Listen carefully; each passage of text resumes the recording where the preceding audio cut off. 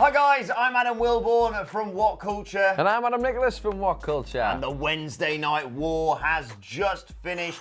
The first edition of AEW Dynamite and NXT going head to head. Before we dive into it for today's What Went Down, who do you think won the first Wednesday Night War?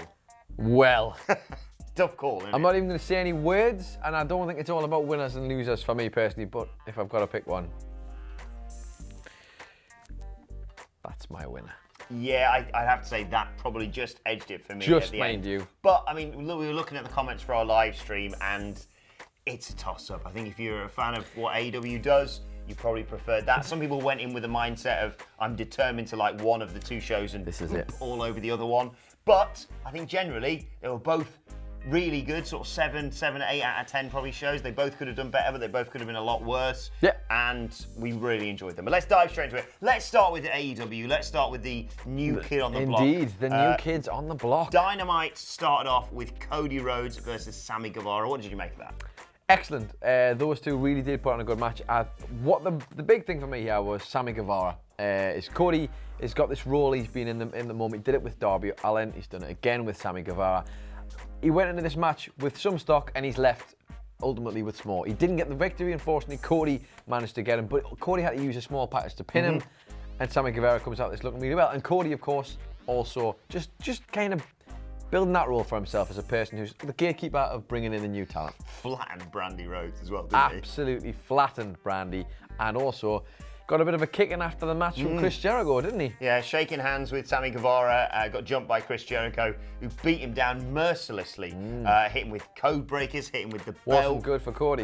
Chucked chairs, hit him with chairs, chucked him into chairs. My personal favourite, took a photo Took a photo.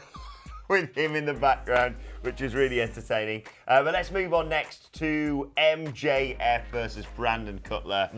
God damn, he's brilliant, isn't he? He is. This was perfect.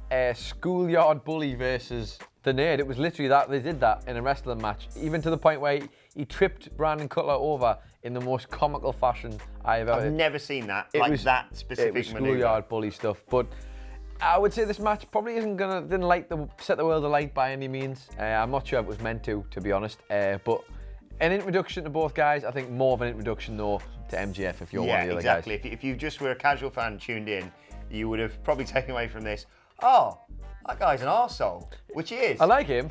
He attacked Cutler behind the ref's back for the low finish. blow he did. He got him in an armbar for the finish, and we moved on to a match. Oh no, he didn't. That's not low blow. He hit him with a forearm. Yeah. Sorry, I'm getting two matches confused.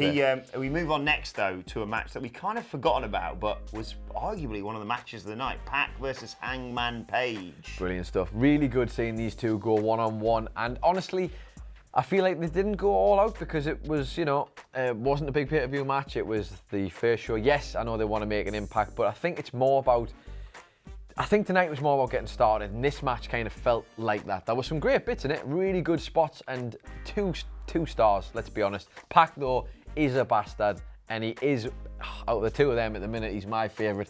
And fancy that, what a nice victory it was for him as well, because hitting the Black Arrow and getting that horrible submission on and literally making it look... What's it called? Brutalizer. Yeah, the Brutalizer. And just great stuff. Honestly, Pac is $1 million, and Hangman Page continues to be a great person who's nearly there, but isn't just quite. Yeah, he's sort of akin to the Kenny Omega losing streak, but in a kind of a different way. You told me about a tweet you sent out immediately after the show as well, surrounding the referee for this match. Yeah, who booked Earl Hebner, I believe it was pretty much the gist of it. Earl Hebner completely missed what was effectively sort of mule kick to the bollocks. Yeah, indeed, a proper mule kick as well by Pac. That was the match where they were all squashed in, looking like a human centipede. But of course, most importantly, Pac getting the victory. And how big them two? That's Omega and Pac. Omega and Hangman Page. He's got victories over now. Just to stick a rocket to him, he's mint. Absolutely. Right, let's move on to the only title match on AEW tonight. The crowning of the inaugural AEW Women's Champion. Now, you were watching this, and you initially started off by saying, oh, crowd's a bit dead for this one, but it was quite a sort of classic slow-burning build to the finish for this one, wasn't it? They're bringing in different styles of wrestling, and this is the kind of style where it takes a while to build up. It's slow, it's patient. Obviously, Riho coming from the Joshi style of wrestling, where this thing happens. People have got to be patient with these matches, and it's completely new to some of them. Really, really was upset. I was disappointing from the fans who weren't that into the match, but credit to these two women because they absolutely did everything in their power. There was a few spots that maybe kind of looked a bit dangerous because Riho just looks so like frail and flaily, but she doesn't care. She gets involved, and honestly, these two managed to turn a dead crowd into a super hot crowd by the end of the match. Well, I was going to say one of the big moments that did that was when she hit a bloody superplex on Nyla Rose. Crazy. Hitting a flying Northern Lights superplex off the top turnbuckle and didn't quite get the pin. But I don't know how many people would have had this result on their accumulator, to say the least. I didn't call this. I think it was missing from quite a few because Riho it was who managed to get the victory and did it in such a way, what a comeback. Like, just got this perfect thing about her of being a sympathetic babyface who you were willing through, but ultimately you felt like Nyla Rose was going to absolutely destroy her. And she did throughout the match, but Riho just would not give up. Yeah, I felt certain it was a sort of a crucifix roll-up she was going for at one point, which obviously she got Nyla with back in that triple threat match, and Nyla just caught her and hit her with a brutal-looking Samoan drop. But like you say, Riho picked up the victory. Post-match, we had Michael Nakazawa, who eagle-eye spotted at ringside beforehand. Didn't put two and two together. Was about to interview Riho. He got attacked by Nyla Rose. A couple of attempts, but she finally got him up, powerbombed him. God, yeah. His eyes rolled back into his head. It looked spectacular. Stuff. And then it looked like Nyla was going to take out Riho on the apron until Kenny Omega came down and made the save. Where was he when Cody was getting the crap strange kicked that, wasn't it? Yeah, he popped out to make the save, to then pop back in, to then pop back out, like literally seconds later to make his entrance, which was odd, but hey, sometimes wrestling's odd. Before we get to the main event, we should mention a few other things that we haven't mentioned as the show was going on. We had Angelico and Jack Evans squaring up to, well, Jay and Silent Bob, basically. Yeah, basically. Ringside, who were... I did say there was weird things happening in wrestling, didn't I? Yeah. Private Party came down and sort of had a quick word with them. We had SCU brawling with the Lucha Bros. Lucha Bros. Indeed. And Dean Malenko. Come on, boys. Dean Malenko. Good to see Dean Malenko actually on TV. But let's move on to the main event of the evening and the thing that everyone is probably going to leave the show talking about. It was Kenny Omega and the Young Bucks taking on Chris Jericho and Santana and Ortiz, better known as LAX, of course, we can't call them that. Well, this was bloody mental, wasn't it? A bit messy. For me personally, a little bit messy. They tried to cram a lot into one match. They obviously, so when you're watching it on Fight TV, because of the adverts, it was hard to gauge where the match itself was being shown, where it was starting, where it was stopping, where the ads were. But I'll tell you what, they might not have seen if you were watching adverts. Yeah. And that's Chris Jericho crushing a wiener. If you didn't see Chris Jericho crushing a wiener, it was one of the funniest things of the night. Literally, who threw a wiener in the ring and then squashed with his hand. But we are digressing a little bit, as we are on a bit of a time limit. This match was all over the shop in terms of Kenny Omega was taken out of the match almost immediately. Yeah, loads of dives for the Young Bucks, wasn't there? Lots of dives, lots of stuff happening. Omega pretty much taken out from the beginning of the match by one very angry looking, very fresh looking, I should point out, Jon Moxley, who turned up to interfere in the match. No disqualification though, as Omega was taken to the back and beaten down, and eventually, inevitably, something terrible happened to him in that Moxley did oh God, through the glass table. Through the glass table. And Death Rider up and DDT through the table, smashed the table into pieces, which took Kenny Omega out of the match completely, which left us with the lopsided tag match of the Young Bucks versus Chris Jericho, Ortiz and Santana. And, I should mention Kenny Omega hit him with a mop as well. He did, the cleaner. That was brilliant. But yes, obviously the numbers game eventually sort of caught up to the Young Bucks, and we finished off with Jericho winning the match for his team, hitting a Judas effect on... I've got to be honest, I have no idea. One of the Young Bucks. Both of them. Matt or Why Nick. not? One of the other. I believe it was Nick. No, Matt, sorry. We called both places. I genuinely believe it was Matt, yeah. But the big takeaway here was post-match, Cody Rhodes ran down, of course, been attacked by Jericho earlier on in the night. Ran down to make the save. Then he got attacked by Sami Guevara, so a nice sort of a sort of nice bow on the whole story for that thing. We had, I want to say Goldust, can't call him that, Dustin Runnels. Coming down to make the save there, and then you knew something big was about to happen because you heard this pops going all over the place. Pop from the crowd. Jake Hager, better known to you and I as Jack Swagger from WWE, ran in and murked everyone. And looked very, very tall amidst all of these smaller people who he was there. Like I said, I said it on the stream at the time, me personally, not a huge Jagger fan. I do like Mick Jagger. But Jake Hager, not that I dislike him anyway, but didn't pop me the way that I imagine he popped quite a few people who are a bit more into him. But still, a big name turning up on the show, a big surprise for fans. And you have to say, whether you were into him or not, it shocked people and it got the pop it was looking for and got the surprise. And this new heel stable will definitely get people tuning in next week. You've got I think so. Jericho, Santana Ortiz, Sammy Guevara, and now Jake Hager. They look like they've come together in some form, don't they? A nice sign off, a beautiful visual to finish off the show with. Absolutely. Right, shall we transition over to NXT? We should, slowly but surely. Because we've got lots to get through. They started off the show hot. They started off after that wonderful package that they had to start off the show, reminding everyone where we've come from and where we've got to now. With the NXT Championship match. Indeed. I thought that was going to be the main event. It was a bold start, but I guess they had one eye on the end of the show, but we won't spoil that just yet, even though it probably has been spoiled at this point already. Yeah, I mean, obviously now I have to be honest, we were kind of in and out watching both these shows, but a great way to start the show. You want two of your top guys to be coming out there and being like, look, this is the competition. Cody versus Sammy Guevara on one, and Matt Riddle versus Adam Cole on the other. Yeah, Cleary was watching this mainly for us because obviously he's been doing ups and downs, and he said this was basically pretty much a takeover quality match. He probably would have liked it to go an extra 5 minutes, but they just hit everything that you would expect. There was Panama Sunrises left, right, and centre. There was contortions. There was Fujiwara arm bars left and right. Riddle almost got him to tap out with the Fujiwara and with a bro mission at part of the match. There was so much going on, so much happening all at once. But Adam Cole, a little bit smarter in the end, wasn't he? A little bit smarter. Had the cast on his right arm that he previously had hurt. I think it was Riddle actually who obviously hit it with his Fujiwara. Credit to Michael on Hansler who called this. Yep, and sure enough, wasn't long before he gave him a case of the old Bob Ortons and smacked them over the head. And then hit him with the last shot. And last shot to get the 1, 2, 3 and retain his title. Yes, and that wasn't that though, because no one saw this coming, did they? I don't know, you tell me. There we had Adam Cole celebrating in the ring, and who should come out? Well, but Finn bloody Balor.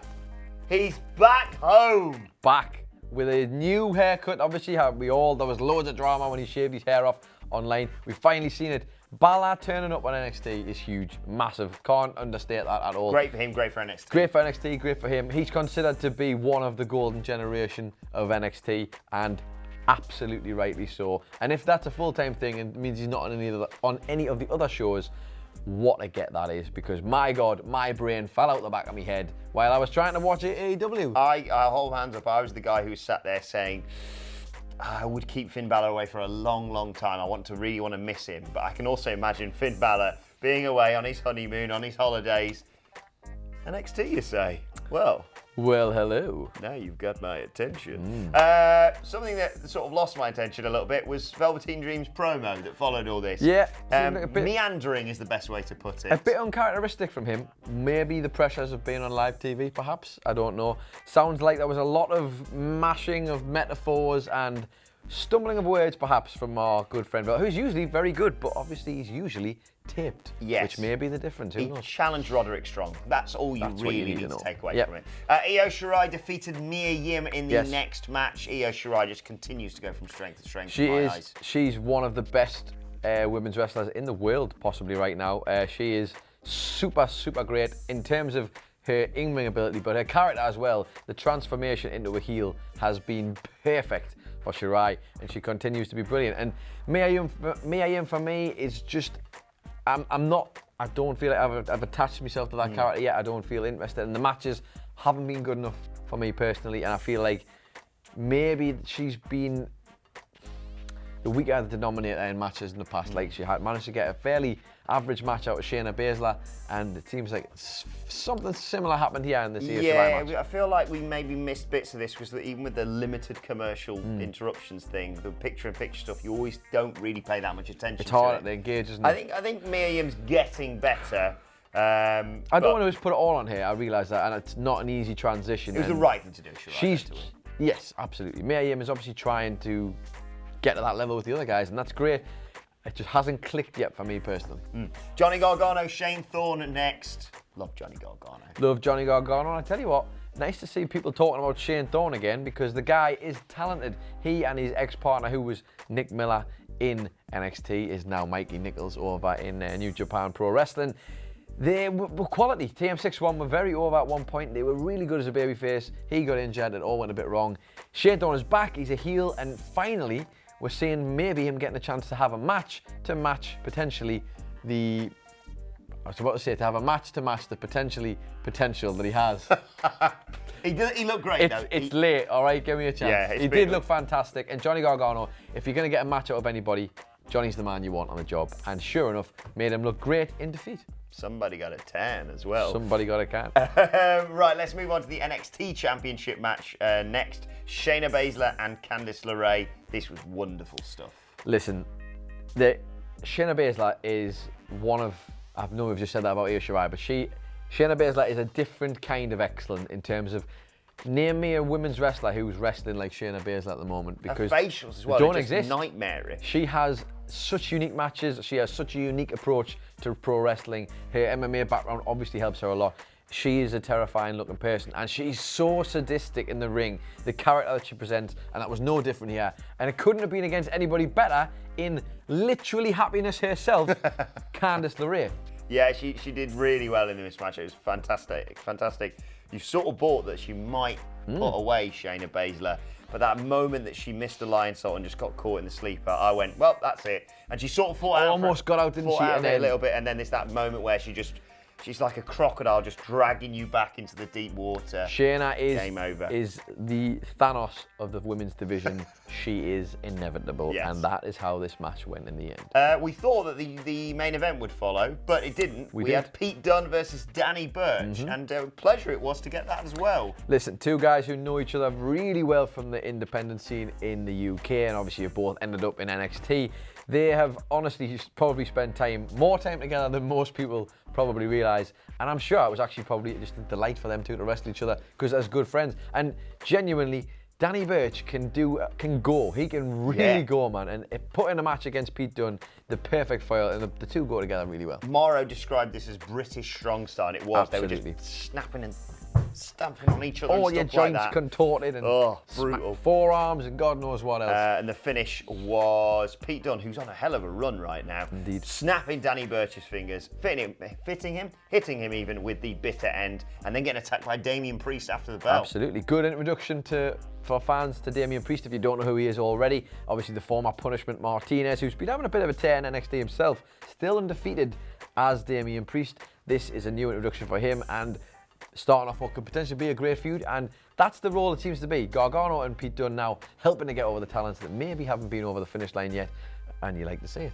Right, should we move on to the main event of the evening, the Let's NXT Tag Team Championship match, Undisputed Era versus Street Profits, and we were sort of thrown by this because this probably only started about 10 minutes to the top of the hour. To close. And we thought, what are they going to do here? But some people pointed out that don't worry, on the USA Network they'd already scheduled till 15:15 Very the top clever. of the hour. But also, it was announced the USA Network said, guess what? I don't know, in case anyone might be tuning over from other channels, we're going to let this match go until we have a satisfactory conclusion. Very astute business. It's almost like they've been doing this for years, WWE.